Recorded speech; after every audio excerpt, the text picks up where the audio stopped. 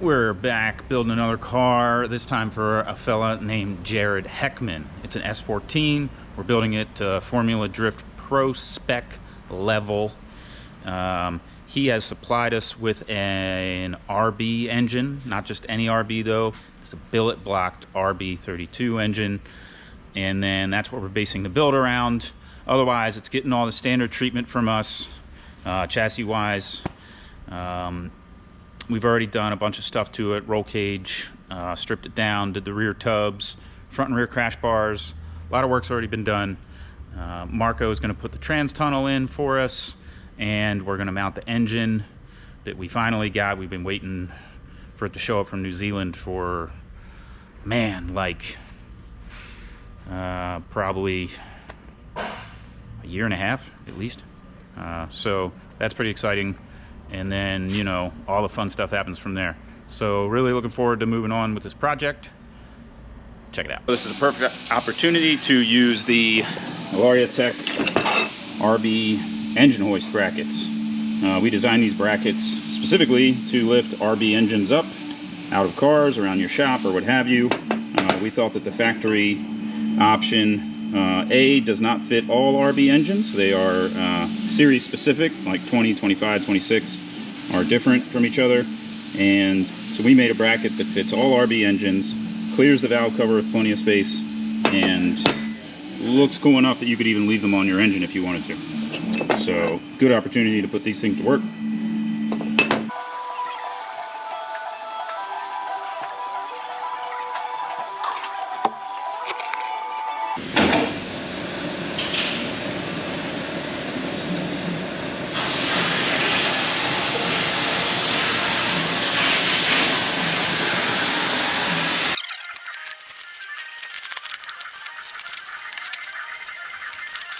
Well, here it is, Bullet RB30 billet engine blocked. It's got a 25 Neo head, pretty impressive. Not gonna lie, I didn't even know Jared was getting a billet block. I thought he was just getting a built motor, but billet block, that's pretty awesome. This thing's beautiful.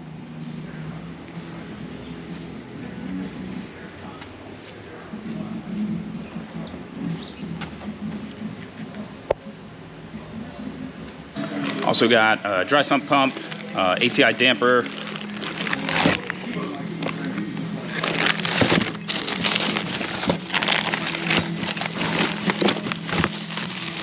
Looks like a nice steel fabricated bracket for it also.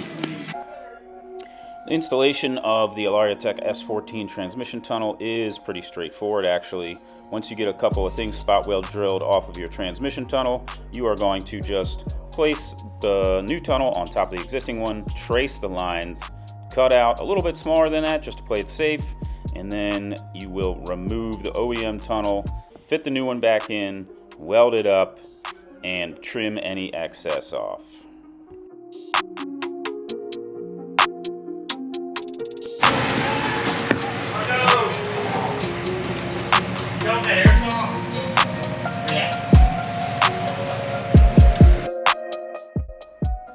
You'll notice here where Marco is tack welding in the new tunnel that we have already installed one of our Alaria S14 cat hump delete panels. We have an entire video on the installation of that you can find on our channel also.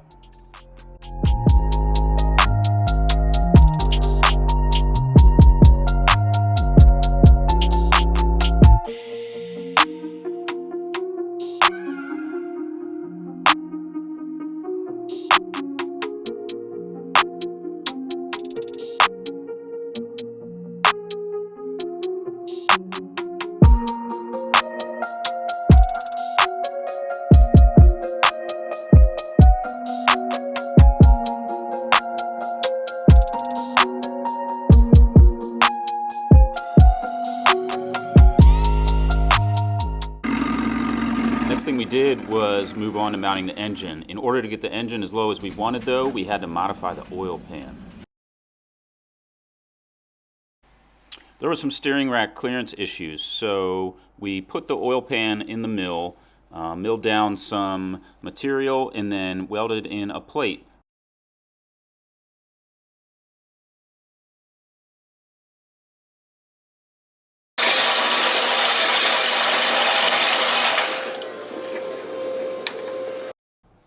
Here, Marco is working on the engine mounting brackets. He's going to give us a little explanation here about what he's up to.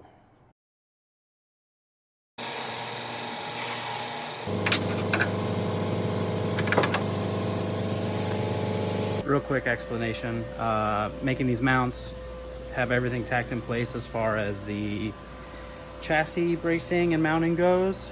And then what I'm doing is I'm making the tubes and the mounting points for the engine, and then basically gluing it all together.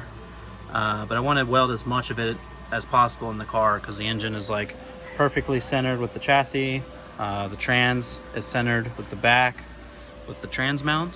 And then, yeah, I'm just trying to weld as much of this in the car as I can. And then it'll eventually get to a point where I'll have to probably take it out and just finish up a small portion of the weld area, because I probably can't get like down up deep into here too easily. It'd be a lot quicker on the table. So yeah, weld all this stuff out. Weld all this out once this comes out, and then I'll do some extra bracing stuff, and then we'll put it back in and hopefully keep everything in the same place. Be more or less in the same area. I'm gonna add these gussets here, cut them out on like the table, so fit them nice in there. Add some extra bracing, which Brian gets fired up about. Make this thing as strong as possible. It's a big motor, billet, 3 liter. Definitely adds a lot of height to the motor, so we're cutting it pretty tight on like clearances in the back, but for the most part it's fitting pretty good. Excited to have this all mounted and put the manifolds back on and start fabbing up the rest of this hot rod. All right, got the hardware out. I'm gonna take this puppy and weld it all the way out. As you can see, I forgot to put my little relief hole in there, but yeah, I'm gonna get this welded out. Got the other gussets ready to go. I'll probably weld those into the chassis while this is cooling down, and then yeah, have this old rig officially home and ready to rip.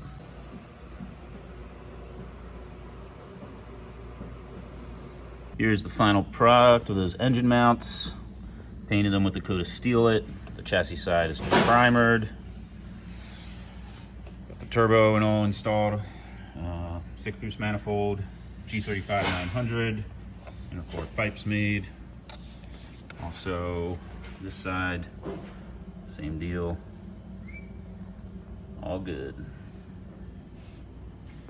This RB engine came to us with no timing covers on it. Looking something like this. In drifting, there's a lot of debris. Like a lot of debris from the track, tires, dirt, just crap getting thrown around. And because a lot of these cars don't have radiators in the front, even if they do have intercoolers, they still don't have like full under protection or anything that keeps stuff out of the engine bay. So I like to see timing covers on engines. And this engine is not designed to have timing covers, at least this particular one, as it has this aftermarket tensioner setup on it. So I'm modifying the timing cover to fit around all this stuff, spacing it out, making clearance for these bolts, and generally just doing a lot of work to get this thing to fit. We're running the PRP Pro Series crank trigger kit, and that also requires further modification to this timing cover. As you can see here, I drew a little line around where the teeth are. That all has to get trimmed out to accommodate the timing gear. Alright, I clearance this. This is obviously on backwards, but just making sure I have clearance for that. Clearance for our bolts to poke through. Clearance over here on this side for the water pump delete. And now I can take this off and pull the timing belt off so that I can install this pulley instead of the factory one. I'm also going to modify this plate to accept a threaded stud so I can add a tensioner for the alternator. Got my bung here almost all finished getting machined, just got to part it off and then weld it on. That's all there is to it. Tapped it for M10, which is the size rod end I'm using.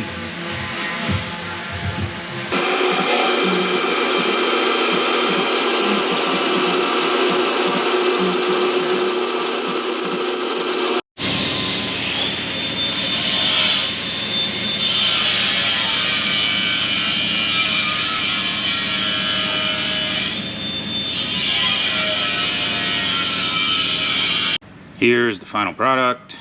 Just a little turnbuckle tensioner. Easy to adjust the distance of the alternator for belt tension. Here's some of the work we already have done. Tubular front end, radius crash bar, tubular substructure like we do, headlights all mounted, inner fender bracing, all that work is done. We have the Alaria Tech booster delete in here, just so we can make a downpipe for it. All the cage work is done. Cage is all finished. Dry sump tank is mounted, and the bulkhead for that is made as well. Everything is in primer. Here's the tunnel all painted and installed, looking good. And the rear crash bar setup, just like we did on Mike Power's S14. Multiple replaceable tubes, makes it easy to just crash one corner. Fuel cell also mounted here. Typical location for us for S14 and S15. The radiator is also mounted, it's just not installed, goes right here.